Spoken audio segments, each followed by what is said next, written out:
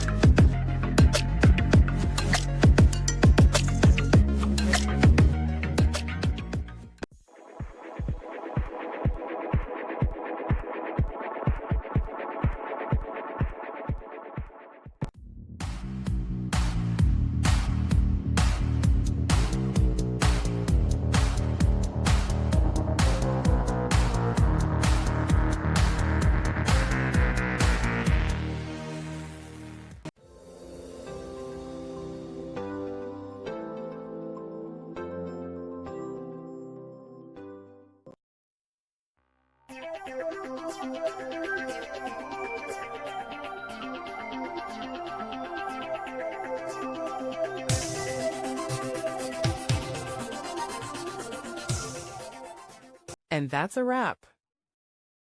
I hope you found the answer you were looking for. If you did, take a second to hit that subscribe button. It really helps out.